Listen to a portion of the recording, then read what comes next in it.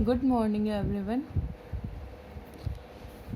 आज हम डिस्कस करेंगे क्लास 10 मैथ्स के बारे में।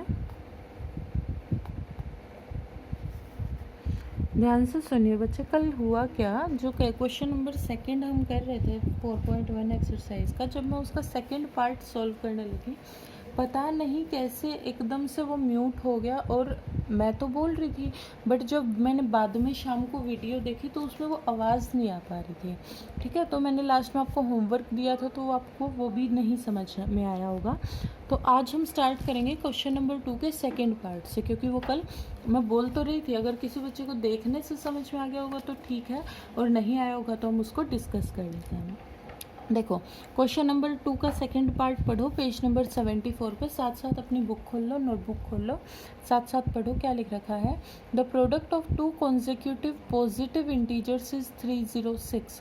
दो लगातार पॉजिटिव इंटीजर्स का कितना है 306। देखो, लगातार का मतलब क्या है, मैं ये सेकंड पार्ट करवा रही हूँ। लगातार का मतलब क्या है, अगर मेरे पास 5 है, 5 के लगातार कौन आएगा, 6 आएगा। ठीक है जी। अब अगर मैं यहाँ पे 17 कर दूँ, 17 का लगातार कौन आएगा, 18। ये मत सोचना कि मैम ने कल तो अलग एग्जाम्पल दिया था, आज अलग दिया। लगातार तो कुछ भी हो सकता है। तो हमें 5 के बाद 6 आएगा, इसका कैसे पता चला, जब हमने इसमें 1 ऐड कर दिया। 17 के बाद 18 आएगा, इसका कैसे पता चला, जब हमने 17 में 1 ऐड कर दिया। तो अगर मैं एक इंटीजर को x मान लूँ तो दूसरा इंटीजर हमें सीधा पता चल गया, वो क्या हो जाएगा, x+1 हो जाएगा। ठीक है, तो 2 इंटीजर हमारी ये हो गई। तो product of two consecutive integer, यानी कि इन दोनों की मल्टीप्लिकेशन हमें कितनी दे रखी है, 306 दे रखी है। x को x से मल्टीप्लाई x², x को 1 से मल्टीप्लाई x इज टू 306। तो आंसर आ जाएगा हमारा x² + x - 306 इज टू 0। और यही हमारा क्या है, आंसर। इतना समझ में आएगा। थर्ड पार्ट देखो, इसमें Rohan's mother is 26 years older than him. The product of their ages 3 years from now will be 360. We would like to find Rohan's present age.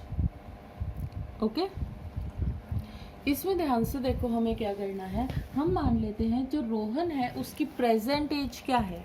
हम लिखेंगे let Rohan's present as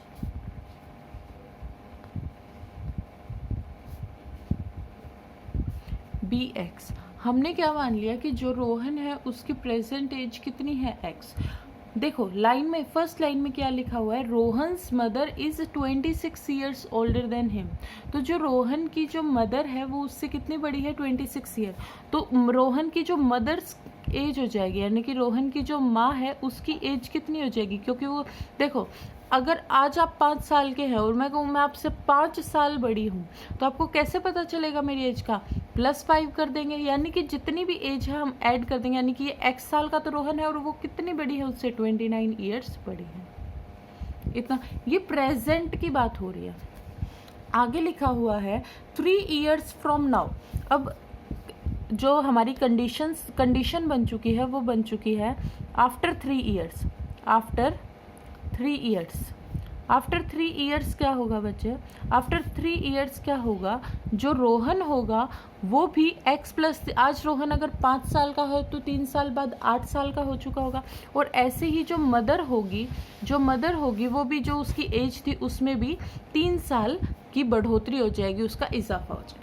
okay, यानी कि मदर की as हमारी आ चुकी है यहाँ पे 29 नहीं बच्चे, 26 था। क्वेश्चन में 26 दे रखा है, क्वेश्चन में 26 दे रखा है, तो ये बन जाएगा हमारा x+29। इतना समझ में आ गया। अब हमें क्या करना है, we would like to find Rohan's present age. हमें क्या निकालना है, x निकालना है। और x को निकालने के लिए हमें क्या बनानी है, क्वाड्रेटिक इक्वेशन बनानी है। तो देखो, रोहन की 3 years के बाद एज x+3, उसकी मदर की 3 year के बाद एज x+29, और इनका प्रोडक्ट हमें क्या दे रखा है, 360। ये मल्टीप्लिकेशन करनी सिखाई थी ना, सबसे पहले x को x से मल्टीप्लाई करेंगे x², x को 29 से मल्टीप्लाई करेंगे 29x, 3 को x से मल्टीप्लाई करेंगे 3x, 3 को 29 से मल्टीप्लाई करेंगे, बताओ क्या आएगा, वेरी गुड। 29 को 3 से मल्टीप्लाई करेंगे 87 इज इक्वल्स टू 360। हमारा बन गया एक्स स्क्वायर 29 और 3 32x plus 87 minus 360 is equals to 0। इसको फर्दर सॉल्व करेंगे तो क्या आ जाएगा, एक्स स्क्वायर प्लस 32x 87 में से माइनस 360 को माइनस करेंगे, आंसर आ जाएगा माइनस 273 इज इक्वल्स टू 0। और यही हमारी क्या बन जाएगी, क्वाड्रेटिक इक्वेशन बन जाएगी इस क्वेश्चन के लिए। ओके ओके, लास्ट पार्ट देखिए इसका, यानी कि फोर्थ पार्ट हमारा इस क्वेश्चन का शुरू हो रहा है। A train travels a distance of 480 kilometre at a uniform speed, यानी कि हमें डिस्टेंस कितना दे दिया, हमें डिस्टेंस दे दिया 480 kilometre. Okay, if the speed has been increased 8 km per hour less that, then it would have taken 3 hours more to cover the same distance. We need to find the speed of the train. Okay, देखो ध्यान से, पहले speed और distance के बारे में और time से रिलेटेड हम आपको रिलेशन बताते हैं। देखो स्पीड क्या होती है हमारी,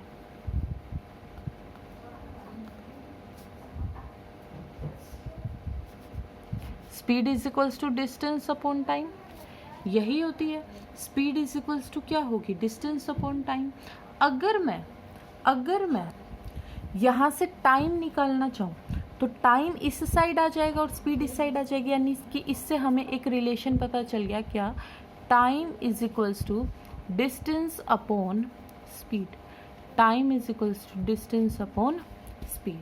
दूसरा एक और रिलेशन हमें पता चल गया, जो डिस्टेंस है, डिस्टेंस इज इक्वल्स टू, ये टाइम डिवाइड में है, इस साइड आके मल्टीप्लाई में हो जाएगा, distance is equals to speed multiply time. इतना समझ आना, टाइम कितना होता है डिस्टेंस बाय स्पीड, डिस्टेंस कितनी होती है स्पीड मल्टीप्लाई टाइम। इतना समझ आया। हम मानते हैं let the speed of the train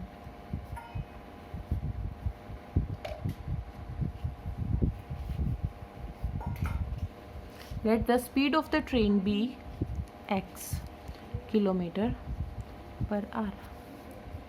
ठीक है, स्पीड हमने क्या मान ली, x मान ली। इतना समझ आया। ये क्वेश्चन बहुत अच्छे से समझना, थोड़ा सा ट्रिकी क्वेश्चन है इस एक्सरसाइज का, यही क्वेश्चन थोड़ा ठीक है, और तो बिल्कुल इजी थे। स्पीड कितनी मान ली बच्चे हमने, x मान ली। इतना समझ आया।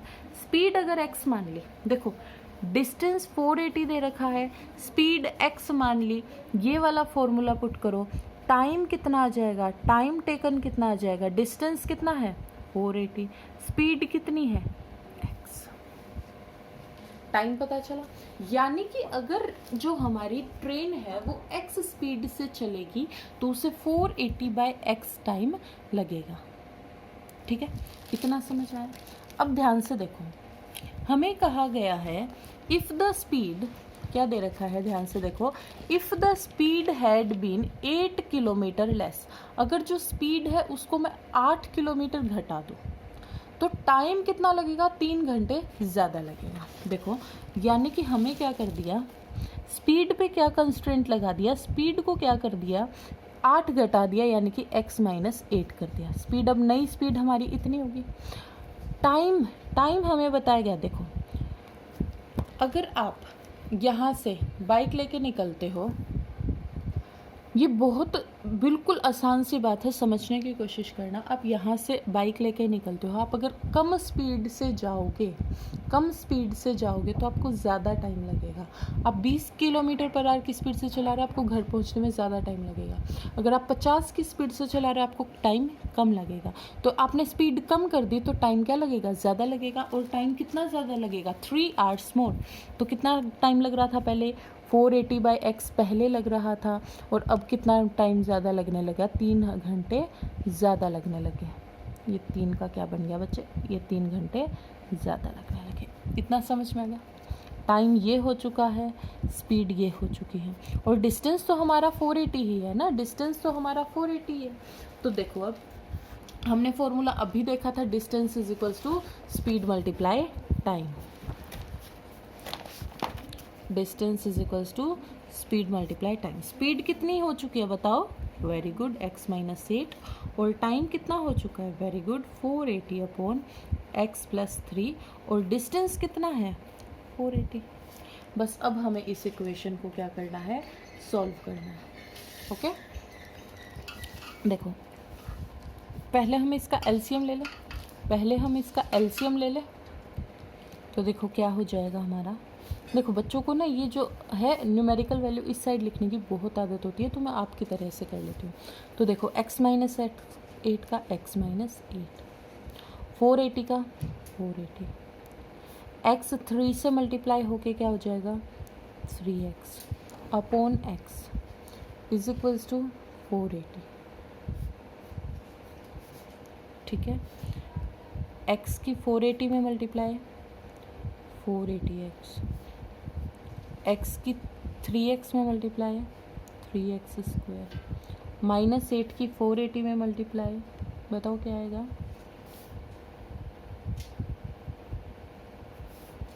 3840। 8 की 3x में मल्टीप्लाई 24x, बट ये बच्चों माइनस का था प्लस का था, तो यहाँ पे क्या आ जाएगा माइनस आ जाएगा, इज इक्वल्स टू 480। और ये नीचे x, देखो ये x जो था ये डिवाइड में था, ये x डिवाइड में था, तो इस साइड आके क्या हो जाएगा मल्टीप्लाई में, यानी कि 480 मल्टीप्लाई x। ओके देखो इस साइड भी 480x है, इस साइड भी 480x है, ये कैंसिल हो जाएंगे।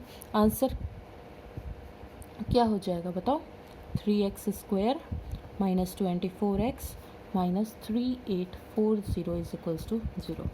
यहाँ से 3 कॉमन ले लो, यहाँ बचेगा x square minus 8x minus 3 common लोगे ये 1 2 8 0, ये 3 मल्टीप्लाई में है, इस साइड आके डिवाइड में, 0 डिवाइड बाय 3 कितना हो जाएगा 0, तो हमारे पास आंसर आ जाएगा x square minus 8x minus 1280 is equals to 0। Okay जितने भी क्वेश्चंस मैंने करवाए हैं इनमें मैंने बच्चे आपको x मान के, हर एक जो भी वेरिएबल है मैंने आपको x मान के करवाया है। अगर आप कहीं सॉल्यूशन देखते हैं, कई बच्चों की आदत होती है बच्चों को सॉल्यूशन मिलाने होते हैं, तो कई बार क्या होगा x की जगह हम y मान सकते हैं, u मान सकते हैं, v मान सकते हैं, w मान सकते हैं, तो अलग अलग वेरिएबल्स की कोई भी प्रॉब्लम नहीं होती। इतना समझ में आ गया। उसके बाद दूसरी बात, कल जो मैं आपको होमवर्क दे रही थी, आज आप बहुत अच्छे से सुन लीजिए। देखिए आपको क्या करना है, मुझे याद नहीं है मैंने आपको प्रैक्टिस नोटबुक और होमवर्क नोटबुक के बारे में बताया था। आपको 2 टाइप की नोटबुक्स मेंटेन करनी पड़ेंगी, एक प्रैक्टिस नोटबुक और एक होमवर्क नोटबुक। देखो जो मैथ्स है, कई बच्चों को बहुत डर लगता है, मैथ्स क्या है सिर्फ हमसे क्या मांगता है प्रैक्टिस। बार बार आप एक क्वेश्चन सॉल्व करके देखोगे, वो आपको बहुत अच्छे से समझ में आ जाएगा। ठीक है, तो आपको क्या करना है, हम क्या करेंगे, पहले प्रैक्टिस नोटबुक पूरी करेंगे, उसके बाद होमवर्क। प्रैक्टिस नोटबुक में आपका काम क्या है, एक्सरसाइज 4.1 क्वेश्चन नंबर 2 पूरा, क्वेश्चन नंबर 2 पूरा यानी कि first part, second part, third part और फोर्थ पार्ट पूरा करना है। और होमवर्क नोटबुक में क्या करना है, एक्सरसाइज 4.1 का क्वेश्चन नंबर 1 के सारे पार्ट पूरे करने हैं, सारे पार्ट, ऑल पार्ट्स, इसमें भी ऑल पार्ट्स होगा।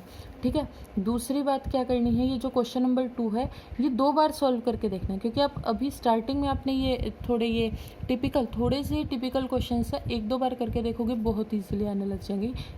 एक्सरसाइज 4.1 के 2 बार प्रैक्टिस नोट हुई और 4.1 के इसमें आपको करने हैं। ठीक है, इतना समझ में आ गया।